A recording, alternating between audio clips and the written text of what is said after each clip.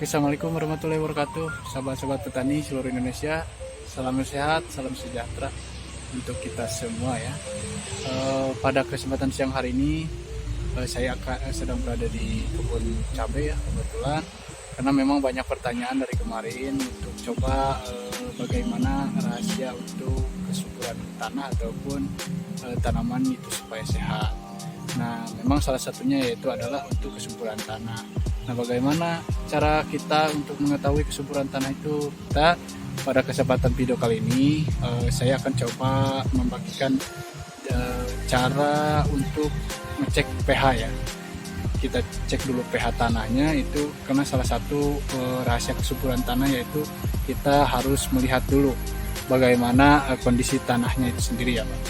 Nah, jadi ini kebetulan saya juga lagi di kebun cabai. Di belakang saya ini ada kebun cabai keriting ya. Nah, ini udah siap panen. Nah, tapi bukan untuk coba review cabai keritingnya, tapi pada kesempatan hari ini saya akan coba membagikan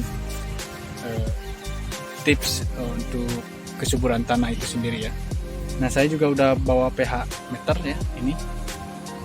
Nah, ini yang kemarin ditanya sama teman-teman. Ini bentuknya kayak gimana ya? Ini sebetulnya untuk pH meter itu banyak ya, banyak variannya. Ini salah satu pH meter yang saya bawa ini mungkin tergolong ada harganya lah ya. Ada harganya yang memang harganya di atas 1 jutaan. Sebetulnya ada juga yang lebih murah, di angka 100.000 ke bawah juga masih ada. Nah, mungkin itu salah satu pembedanya itu mungkin di cara respon alatnya itu sendiri ya. Nah, itu sekilas nanti kita akan coba ini untuk cara menggunakannya seperti apa, dan kita lihat ini kebetulan untuk sampelnya ada di belakang, sampel tanahnya kita coba nanti cek ya. Dan untuk pengetahuan dasar bahwa memang kenapa kita harus coba mempunyai alat seperti ini ya, karena memang kalau kalau seorang petani itu harus wajib menggunakan pH meter, karena ya itu tadi. Jadi sebelum kita melakukan penanaman kita harus coba menetralisir dulu kadar keasaman tanah ya, atau nanti. Nah, oke teman-teman, nah ini alatnya sudah saya pegang. Nah, kita review dulu alatnya nih. Ini alatnya bermerek Demetra ya. Ini kurang lebih kisaran dulu waktu beli itu harganya 1.300.000-an lah kurang lebih ya. Sebetulnya ada yang lebih murah juga, itu boleh teman-teman silahkan dicoba aja mana yang paling bagus. Nah, ini sekarang kita coba ya menggunakan alat ini, alat pH meter atau soil meter ya, untuk mengukur kadar keasaman tanah. Nah, ini untuk pengetahuan dasar juga ini, bahwa memang di pH meter itu kan ada angkanya 3,5, 4, 5, 6, 7, 8. Jadi ini di angka telunjuk jarum jamnya itu di angka 7, itu menandakan 7 itu pH-nya netral ya. Kalau 8 itu yang warna hijau itu menandakan pH-nya basa, dan 7 ke bawah itu menandakan pH-nya asam. Nah, kenapa ada golongan seperti itu? Jadi kalau untuk pH-nya asam itu pH-nya di bawah 7 itu menandakan tanahnya itu asam, sehingga kalau keadaan tanah itu asam, untuk merespon pupuk, nutrisi dan sebagainya itu tanaman kurang bagus. Dan untuk pH 8 itu ya mungkin kadar tanahnya itu basah. Nah, kita lihat, coba kita cek dulu ya. Tinggal tancapin aja langsung di tanahnya, kita tekan. Nah, ini jarum jamnya udah mulai bergerak. Simpan beberapa detik saja. Oke. Di 5,8 ya.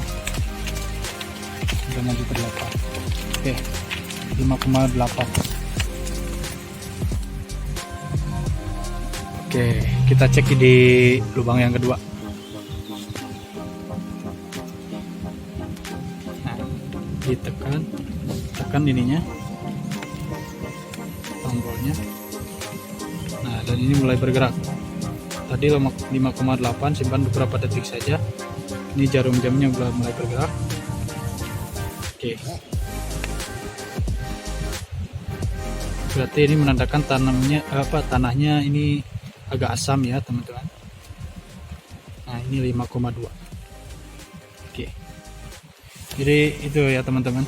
Nah ya, setelah dicek ini tanahnya memang ini menunjukkan bahwa lahan ini kadar keasaman tanahnya itu asam, yaitu 5,6. Nah lalu bagaimana cara untuk menaikkan kadar pH-nya?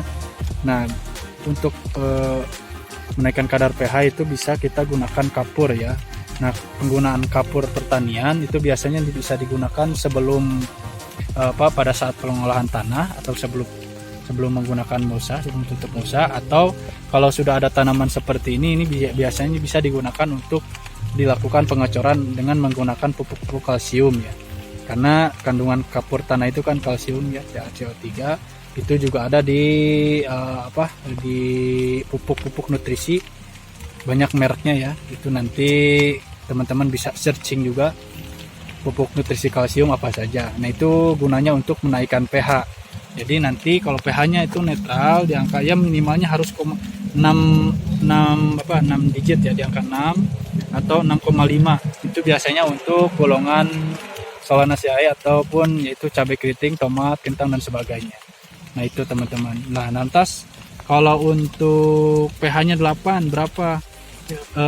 Apa yang harus dilakukan? Nah ini kalau 8 itu, ini yang warna hijau.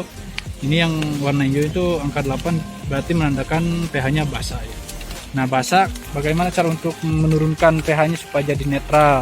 Itu bisa digunakan untuk pupuk-pupuk organik, kompos dan sebagainya, itu bisa digunakan supaya pH-nya tidak terlalu basah. Itu teman-teman. Oke, saya kira cukup ya teman-teman. Semoga ini menjadi pegangan ataupun menjadi kemanfaatan buat teman-teman petani semua, khususnya petani ini cabai nih. Kebetulan saya di lahan cabai keriting ya. Jadi untuk